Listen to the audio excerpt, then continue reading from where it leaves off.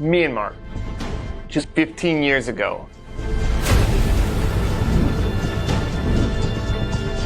Limited electricity, limited phones, only 2 TV channels, and many children had to work instead of going to school, and so much poverty. Myanmar was North Korea.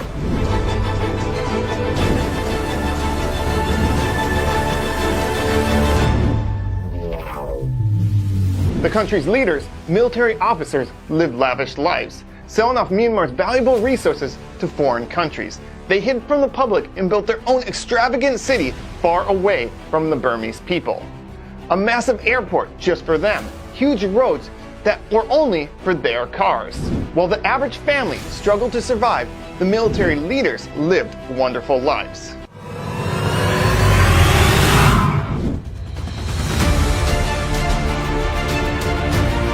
But finally, a hero emerged, a woman in a male-dominated society. In 2016, Aung San Suu Kyi became state councilor, similar to the prime minister, and Myanmar seemed to change overnight. The country began to develop, new buildings were built, travel was opened up, and internet access for all.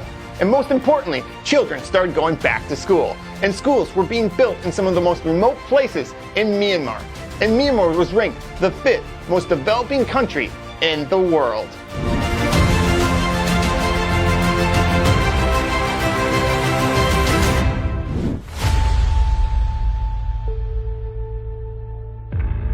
And here's where the story gets bad.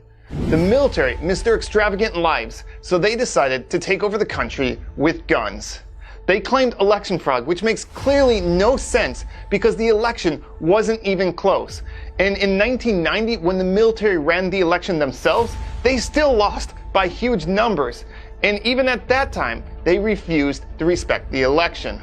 The military shut down the internet. They've shut down the airport. They've caused panic buying of food and supplies and money withdrawals from ATMs. I visited Myanmar at the end of their 50-year military rule, and it was clear to see the poverty.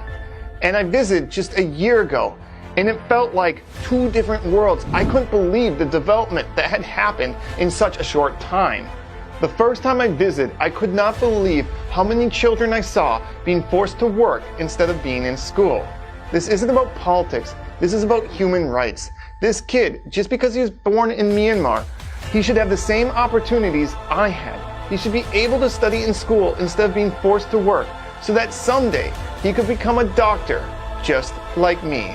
Help me let the world know about Myanmar.